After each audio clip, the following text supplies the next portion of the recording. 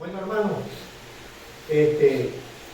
continuando con el libro de Hechos, ¿sí? Hoy nos toca el capítulo 11. Vamos a ver qué enseñanza nos trae el capítulo 11 de Hechos.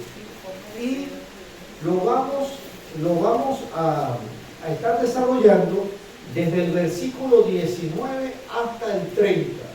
Pero luego vamos a hacer un énfasis en el versículo 23, ¿sí? Y de ahí vamos a sacar la prédica de hoy. El Señor va a sacar la prédica de hoy del 19 al 30, capítulo 11, versículo 19 al 30. Y fíjense, yo lo voy a leer por la versión Nueva Traducción Viviente, cualquier traducción, ¿sí? Es palabra de Dios, y dice así.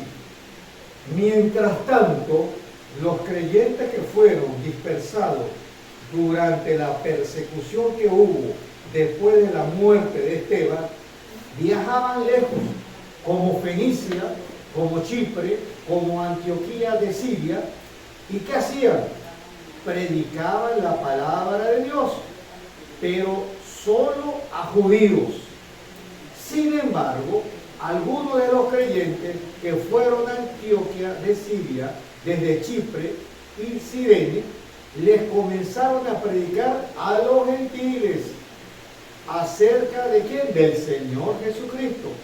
El poder del Señor estaba con ellos y un gran número de gentiles creyó y se convirtieron al Señor. El 22 dice: cuando la iglesia de Jerusalén se enteró de lo que había pasado, enviaron a Bernabé a Antioquía. Cuando él llegó y vio las pruebas de la bendición de Dios, se llenó de alegría y alentó a los creyentes a que permanecieran fieles al Señor.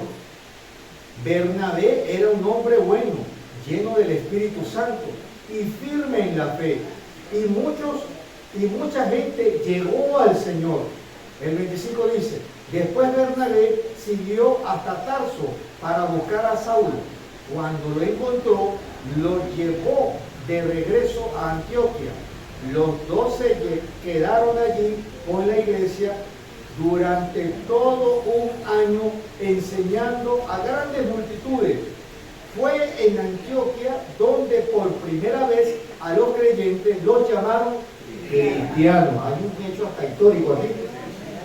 Y en el 27 dice: durante aquellos días muchos profetas viajaron a Jerusalén, de Jerusalén a Antioquía. Uno de ellos, llamado Ágabo, se puso de pie en una de las reuniones y predijo por medio del Espíritu que iba a haber una gran hambruna en todo el mundo romano. Esto se cumplió durante el reinado del rey romano Claudio, el emperador. Así que los creyentes de Antioquía decidieron enviar una ayuda a los hermanos de Judea, y cada uno dio lo que podía. El 30 dice: así lo hicieron y confiaron sus ofrendas a Bernabé y a Saulo para que las llevara a los ancianos de la iglesia de Jerusalén. Amén. Bueno, hermanos, fíjense, el propósito de Dios Padre, ¿sí?, fue que su evangelio no se quedara en una sola parte, sino que siguiera esparciéndose, siguiera llegando a otros, no solo a judíos, sino a no judíos, a todos. Nosotros somos dentro de ese grupo de los gentiles, los no judíos. Y gracias al Señor, pues aquí estamos. Ese fue el propósito de Él, ¿sí? Y ya vamos a ver qué propósito, vale ser la palabra, tenía Dios Padre para nosotros, ¿sí? Y fíjense, hermano, desde que Adán y Eva cayeron, ¿sí?, desobedecieron al Señor, pues ya sabemos el problema que nos trajeron ellos dos, ¿verdad? Tanto desde el punto de vista espiritual como desde el punto de vista del mundo, ¿verdad? Y bueno, la creación allí, oye, tuvo un daño, ¿sí? Un daño a todo el propósito que Dios había tenido para ese momento. Pero así como hubo un daño, Dios tenía ya un propósito, un plan, una meta, una intención, un objetivo, que era de resarcir ese daño que se había hecho con Adán y con Eva, ¿verdad? Que fue, ¿sí? Otra vez, habíamos muerto allí, pero Dios hizo un plan para darnos otra vez vida a través del Señor Jesucristo. Llevándonos, oyéndonos al versículo 23, ¿sí? ¿Qué hizo Bernabé? Bernabé exhortó, ¿sí?, a todos con el propósito de que con propósito de corazón permanecieran fieles al Señor. Otras versiones dicen, les aconsejó a todos que con corazón firme siguieran fieles al Señor, ¿sí? Y bueno, fíjense, el tema de hoy, la prédica de hoy, la titulé El propósito del Señor para ti. Amén. Y si vamos a hablar de propósito, bueno, ¿qué es propósito? ¿Sí? ¿Qué concepto tiene? ¿Qué encierra la palabra propósito? Mire, y propósito es una determinación firme, ¿sí? Una determinación firme de hacer algo. Dios tenía que hacer algo, ¿sí? Dios tenía que hacer algo, ¿sí? Propósito es un objetivo que pretende alcanzar una meta, ¿sí? ¿Y qué otros sinónimos? ¿Qué otro sinónimo? ¿Qué otra igualdad de términos tiene propósito? Cuando usted oye de propósito, usted oye de voluntad, usted oye de intención, usted oye de ánimo, usted oye de objetivo, usted oye de meta y usted oye de plan. Y fíjese, vamos a empezar con algunos ejemplos. El plan o la meta o la intención o el propósito de nuestros padres cuando éramos muchachos, ¿qué fue? Bueno, yo quiero lo mejor para mis hijos. Eso es un propósito. Eso es un propósito bueno, ¿sí? Ellos querían lo mejor para los amén, ¿sí? El esfuerzo, la visión. Y así como nuestros padres tienen propósito bueno, Dios Padre tiene propósitos mejores para nosotros, que son propósitos no momentáneos, sino son propósitos para la eternidad. Amén. Amén. Y bueno, gracias a nuestros padres, pues estudiamos, ¿sí? Estudiamos, fuimos a la escuela, fuimos al liceo, fuimos a la universidad, y mi papá decía, el mejor propósito, la mejor meta, ¿sí?, el mejor regalo, la herencia que yo te dejo a ti es los estudios. ¿Por qué? Porque lo material pasa, como vamos a ver bíblicamente, como dice el Señor, ¿qué pasa con lo material? Entonces, Dios tiene propósitos mejores de este mundo para nosotros, ¿sí? Así como tuvieron nuestros padres propósitos buenos, ¿sí? Y bueno, hay otros propósitos que no son tan buenos, como bueno, yo voy a hacer esto, yo voy a delinquir, esos son propósitos malos, esas son metas malas, que van a traer las consecuencias, ¿sí? Van a traer consecuencias. Y bueno, entonces, como propósito también es ánimo, ¿sí? Dentro de uno de sus sinónimos, yo busqué qué es la palabra ánimo. Y fíjese, la palabra ánimo, cuando, oye, pero no tengo ánimo de hacer nada. ¿Por qué? Porque no hay fuerza, no hay una energía.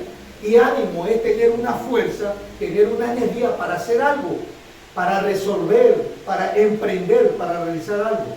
Y tengo que alcanzar mi objetivo. Oye, tengo que alcanzar mi objetivo. Pero ya vamos a ver después cuáles son las características que tiene todo propósito, toda meta, ¿sí?, toda intención, todo plan, ¿sí? Y fíjese, vamos a ver esa característica con un versículo bíblico para que usted vea. Mire, cuando la característica de los propósitos, ¿sí? Primero, los propósitos tienen que tener motivación, tienen que tener deseo, ¿sí?, de hacerlo, ¿sí? ¿Sí? tiene que esforzarse para poder lograr una meta. Fíjese, en el Salmo 143:10, fíjese lo que dice: enséñame a hacer tu voluntad. Y voluntad es que propósito. ¿Sí?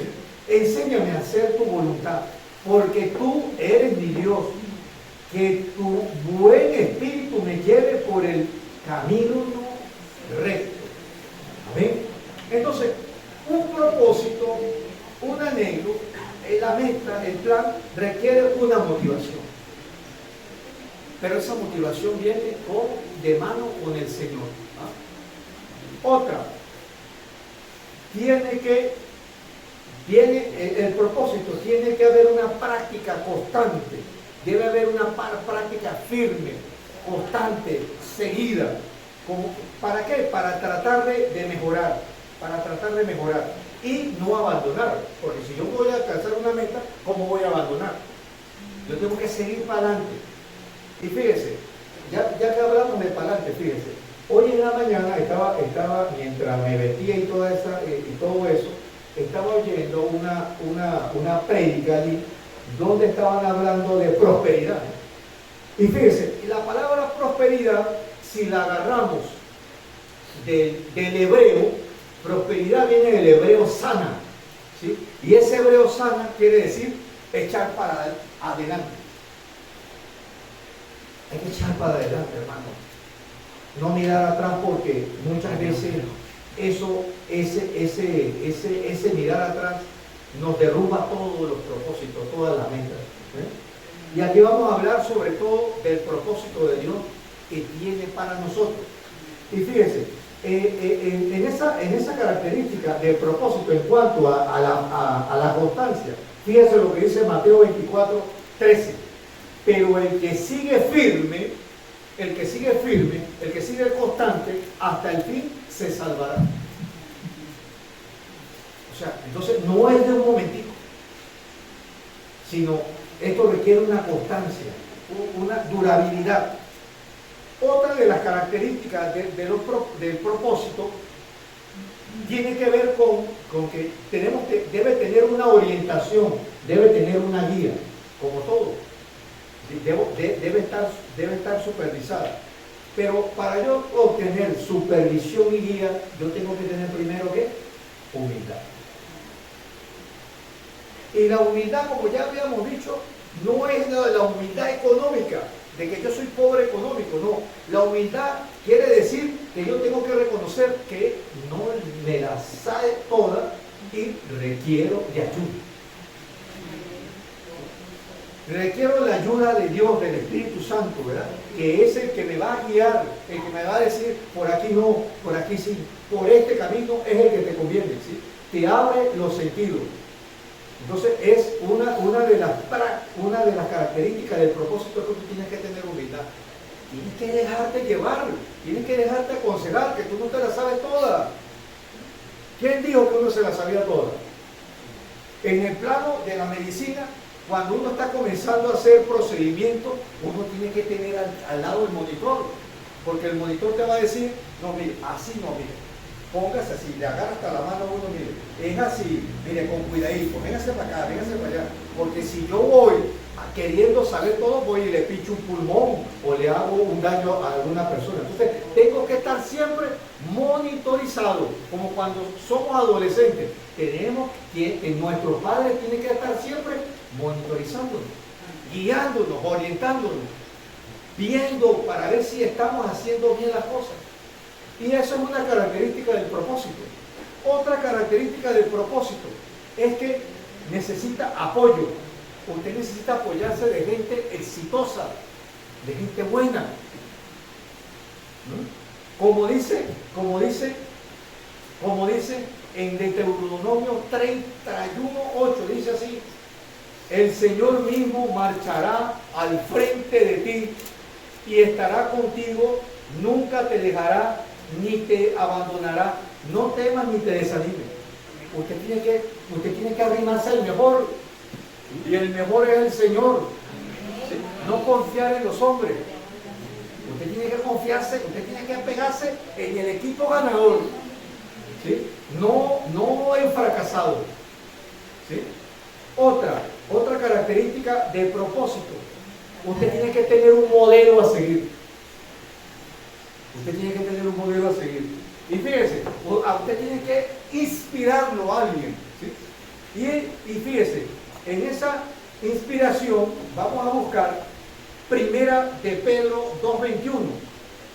Y Primera de Pedro 2:21 dice, pues para esto los llamó Dios, ya que Cristo sufrió por ustedes, dándole un ejemplo para que sigan sus pasos. O sea, entonces tenemos que ser unos imitadores de Dios, del Señor Cristo. Amén. ¿Sí? Y otra de las características del propósito es que usted tiene que tener autoestima. Tenemos que tener autoestima. Y fíjense, en Efesios 2:10 dice que somos creación de Dios. Nos creó para que vivamos haciendo Él bien. Nos creó para hacer el bien. ¿Sí? Entonces no podemos decir, ay, es que yo no pude, ay, es que yo no aquello, ay, es que yo no qué, ay, que yo no sé para adelante, que yo no sé qué más. Bueno, muchas veces porque no conoces el propósito de Dios que hay para ti. Dios quiere lo mejor para nosotros. ¿Sí? Y fíjense, en base a ese propósito, el propósito de Dios para nuestra vida tiene dos ingredientes aquí.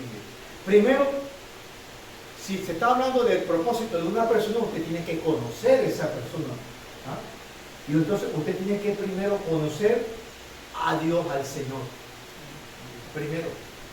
¿Ah? Si alguien le presenta a usted un plan, si alguien le presenta a usted un objetivo, usted tiene que conocer de esa persona. Oye, esta persona me está proponiendo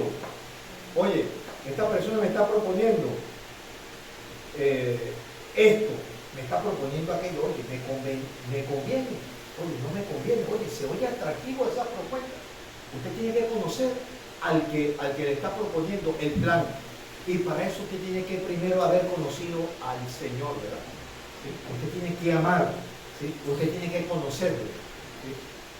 Y en segundo lugar, que es casi igual, como dijo el Señor, y lo habló mi esposa, no sabía que lo iba a hablar, entonces, amarás a Dios y amarás a tu prójimo como a ti mismo. ¿Ah? ¿Sí? Entonces, ¿por qué?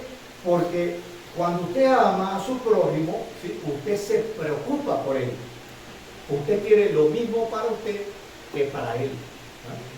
¿Sí?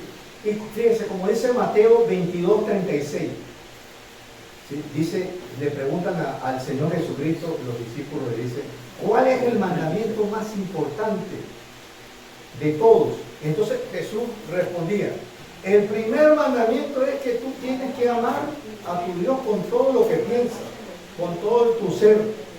Y el segundo es parecido, amar a tu prójimo como a ti mismo.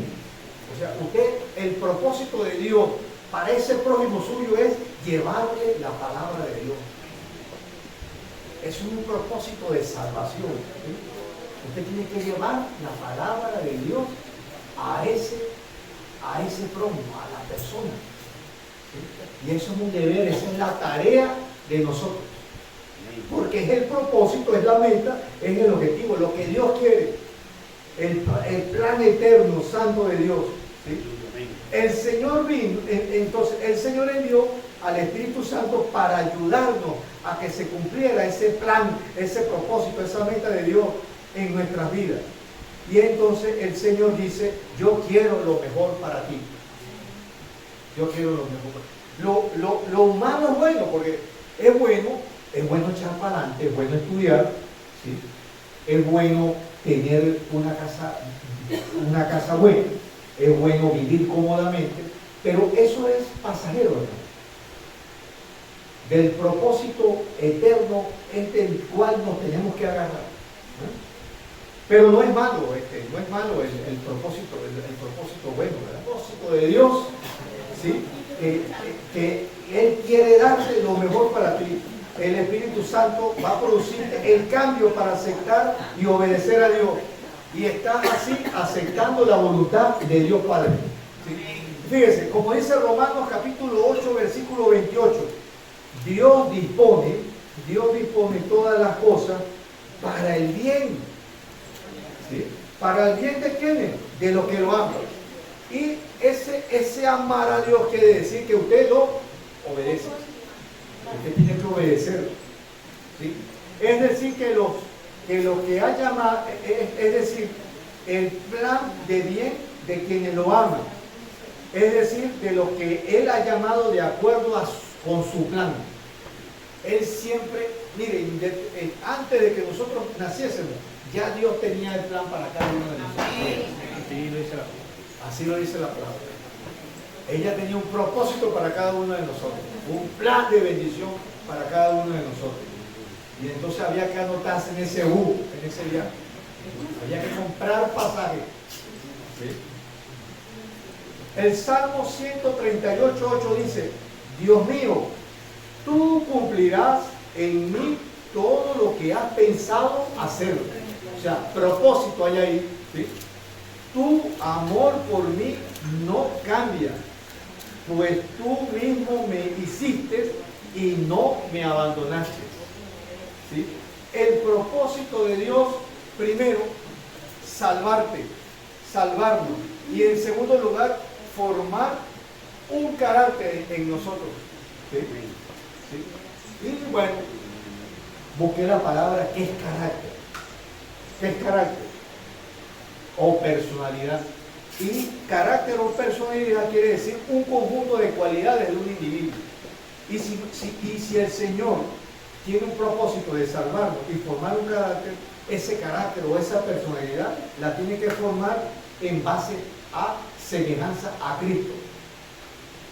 Y fíjense, el Señor Jesucristo, como lo dice Gálatas 5:22, tenía el fruto del Espíritu, tenía todas estas cualidades, que eran ¿qué? Paz, amor, paciencia, fe, bondad, alegría, humildad y dominio propio. En eso se fundamenta el carácter, el que nos parezcamos a Jesucristo, en esos frutos del Espíritu, como lo dice Gálatas capítulo 5, versículo 22. Fíjese, en estos días, en base a paz, me pongo a oír un muchacho japonés. Bueno, un muchacho japonés, mire, fíjese. Y el muchacho japonés estaba hablando acerca de este fruto del Espíritu, que lo quiero traer a colación. Entonces, él estaba hablando de que Japón, al igual que los países nórdicos de Europa, Suecia, Noruega, Finlandia, Japón y Japón, bueno, ellos son los países más felices del mundo. Son los países más felices del mundo. Los países donde se respira más paz. Claro, son países de primer mundo. Son países desde el punto de vista económico muy fuertes, ¿sí? Con un estándar de vida muy bueno, ¿sí? Pero a pesar de que son países donde de mucha paz, de mucha tranquilidad y de mucha prosperidad, tiene la mayor tasa de suicidio del mundo. Oye, entonces dice uno, pero ¿cómo se come eso? ¿Cómo es que tenga mucha paz y, oye, altos índices de suicidio? Oye, ¿dónde está el problema? Y decía el japonés, él era de la isla de Okinawa, decía que en Japón, en esa isla, se alcanza la longevidad más alta del mundo, gente de 100 y pico de años, ¿sí? Y él decía, oye, como aquí estamos todos en paz, aquí no hay problemas, ¿sí? Hay buena economía, todo el mundo estudia, los servicios públicos están bien, o sea, todo es de maravilla. Pero ¿por qué la gente se suicida? ¿Por qué? Entonces, La mamá de él tenía en ese entonces 15 años cuando emigró. Le dice, Hideki, te tengo la solución. Te vas para Colombia. Te vas para el caos. Porque mucha paz no es bueno. Pero estamos hablando de la paz que da el mundo. Muy diferente a la paz que da el Señor. Mi paz os dejo, mi paz os doy. Yo no doy la paz como el mundo la da. Pero entonces, si el mundo da paz, ¿cómo te suicida? ¿Cómo te suicida? Falta la presencia del Dios Padre que da la paz. Amén. Entonces, dice el muchacho, me fui para Colombia. Cuando llego al aeropuerto de Colombia, toda esa paz que yo traía de Japón, ¡wow! Llegué al caos. Lo primero que me dijo el policía, usted es turista, pendiente con la maleta, que se la pueden robar, pendiente con esto. Mire, no se monten estos carros porque te pueden secuestrar, te pueden robar, te pueden... Entonces, él dice que el caos, salir de esa paz ficticia al caos, eso le dio a él motivos para vivir, ¿sí? Para estar pendiente, porque no todo es paz. Esa paz, esa tranquilidad, si usted necesita ese ingrediente, esa sal de caos, donde usted se activa y usted está pila, usted está pendiente, usted se cuida. Oye, voy a hacer esto, allá no, allá en Japón usted dejaba la maleta así 2 días y la iba y la conseguía ahí. Y entonces aquí usted tiene que estar pila, usted tiene que empezar con sus neurotransmisores, adrenalina, dopamina y todas esas cosas. Entonces me resultó. Entonces él iba por 6 meses, ya tiene 20 y pico de años en Japón, en Colombia, y se quedó en el caos, porque el caos a él le convenía más que la paz. Oye, lo tengo todo, tengo esto, tengo aquello, tengo comida, tengo nada, yo me aburrí de tanta paz. Así dice el japonés. Pero entonces, para que usted vea, entonces Dios quiere crear, tiene un propósito de crear en ti, darte salvación y crear un carácter, crear la personalidad, pero en base a los frutos del Espíritu del Señor Jesucristo. Amén. Y ahí va paz, ahí va dominio propio, ahí va paciencia, que es donde no hay que perder la calma. ¿No? Entonces fíjese, esto es para nosotros, fíjese, uno de los requisitos, uno de los principales requisitos, además de usted reconocer, si usted reconoce cuál es el principal requisito para que Dios Padre tenga tú el propósito eterno del Señor, obediencia. El Señor no pide sacrificio, como dice primero de Samuel, el Señor pide que lo obedezca. Así de simple. Obediencia, ¿sí? Y no es la obediencia de un momentico, como dijimos, es una obediencia constante, es una obediencia permanente. Amén. Fíjese lo que dice el Salmo 134:1. Mire, dice esto así, mire. Dios mío, tú me conoces muy bien, sabes todo acerca de mí. El 2, sabes cuándo me siento, cuándo me caigo y cuándo me levanto. Aunque estés lejos de ti, lees mis pensamientos. Sabes lo que hago y lo que no hago. No hay nada que no sepas. Todavía no he dicho nada y tú sabes lo que diré. Me tienes rodeado por completo. Estoy bajo tu control. Y eso es propósito. Estar bajo el control del Señor. El control remoto lo tiene el Señor contigo. Te sube el volumen, te sube la intensidad. Eso es estar bajo el control. Ese es el propósito de Dios. Esa es la meta del Señor. Ese es el objetivo. Ese es el plan de Dios. Que tú estés bajo el control del Señor. Amén. Amén. Ahora fíjese, si me salgo fuera del propósito, de la voluntad de Dios, entonces voy a empezar a sufrir problemas. Vienen consecuencias para mí. Porque Dios no quiere problemas para ti. Tú te metes en problemas, no Dios. Nosotros somos los que nos metemos en problemas con Dios. Nosotros somos los que armamos la guerra del Señor. ¿Sí? ¿Y cómo se va a poner usted a combatir con Dios? ¿Quién va a perder la guerra? Nosotros. ¿Ah? Pero todos los problemas, mire, las distracciones de este mundo, ¿sí? Que si esto, que si lo económico, que si lo de la casa, que si lo del trabajo, que si lo político, todo eso me sacan de mi camino, ¿sí? Del propósito de Dios. Yo quiero algo bueno para ti, tanto en esta tierra como en la eternidad, pero tienes que obedecer, tienes que confiar en Él, ¿sí? Fíjense, mire, vamos a ver un ejemplo bíblico para que usted vea cuando usted no está siguiendo el propósito de Dios y usted se sale del propósito de Dios. Las consecuencias. Mire, fíjense, vamos a buscar Jonás capítulo 1. Ay, papá, mire, fíjese, mire, Jonás. ¿Qué pasa con Jonás? Nada más y nada menos que Jonás recibe un mensaje de parte de Dios. Oye, también que lo recibiera del vecino, o también que lo recibiera del amigo, pero lo está recibiendo del Dios del cielo. ¿Ah? Jonás recibe un mensaje de parte de Dios. ¿Qué mensaje le quería? ¿Qué tarea le dio al Señor para que Jonás lo anunciase?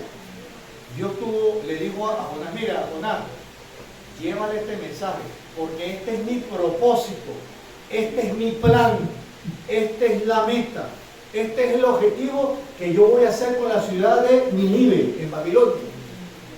La ciudad de Nínive y Babilonia estaban haciendo lo malo delante de los ojos de Dios. ¿Y qué hizo el Señor? Dijo yo, no, hasta aquí.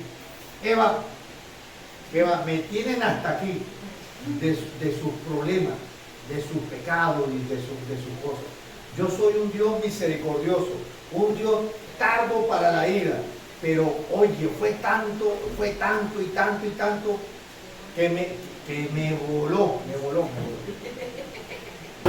Y Jonás, usted le va a llevar a Nínive este mensaje que yo le voy a dar. Ah, bueno, ¿qué hizo Jonás? Como hacemos nosotros, porque nos parecemos a Jonás. ¿Sí? La vida de nosotros es Jonás, huyendo siempre. Huyendo, así somos. Como Jonás, huyendo. ¿Ah? Y desobediente, no obedecemos. ¿Ah? El huir es desobedecer. Que es uno de los requisitos para usted alcanzar el propósito, es obedecer, ¿verdad? Pero, ¿qué hizo Jonás? No, hombre, ¿qué va? Yo me voy. Entonces fue y se montó un barco. Mire, te enviaron fue para allá, no, yo me voy para allá. Ah, así es la cosa. Ah, bueno, tú mismo te vas a buscar las consecuencias por la desobediencia. Porque te mandó fue el Dios del cielo. Amén. Y bueno, entonces se montó en el barco y se echó a la bodega allí a dormir. Entonces Dios envió una tormenta y el barco se estaba hundiendo y empezó la tribulación, empezó el miedo en los tripulantes y en el capitán de la tribulación, del barco, ¿verdad? Y bueno, y comenzó esa gente a tirar toda la mercancía para que el barco no se hundiera. Y bueno, y cuando fueron a ver, estaba Jonás durmiendo.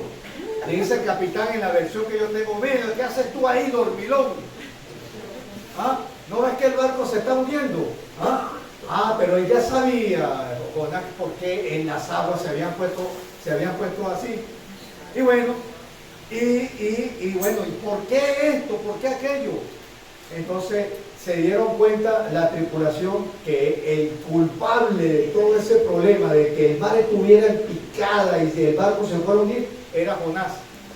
Y bueno, entonces vamos a resolver el problema. ¿Qué dijo Jonás mismo? Jonás reconoció, no, yo soy el culpable de esto, lánceme al mar. Y ni corto ni perezoso quisieron. ¡Pum! Lo lanzaron. ¿Sí? Pero el Señor tenía un propósito, a pesar de que Jonás le fue desobediente. El propósito del Señor, bueno, vaya el pez y trágueselo. Y ahí y ahí en esos días que va a estar allí, vas a ver, va a tener que pedir perdón, ¿sí? Porque va a ser una lección que nunca olvidó. ¿Y qué hizo Jonás? Jonás oró dentro del vientre del pez. Y nosotros muchas veces estamos en tribulación y tenemos que orar dentro del vientre de nuestra tribulación, dentro del vientre del pez. Dios te oye también a ti, porque tú eres el propósito de Dios para salvación. Amén. Dios quiere todo lo bueno para nosotros. Y fíjense, entonces, ¿qué hizo Jonás? Le pidió perdón a Dios. Dios vio el corazón arrepentido de Jonás y mandó a que el pez vomitara a Jonás. Pero primero Jonás tuvo que pedirle perdón al Señor. ¿Por qué? Porque de primera no hizo el propósito, no llevó a cabo el propósito de Dios. Oye, te estás diciendo que ve a ese pueblo a decirle que está haciendo el mal porque se van a morir.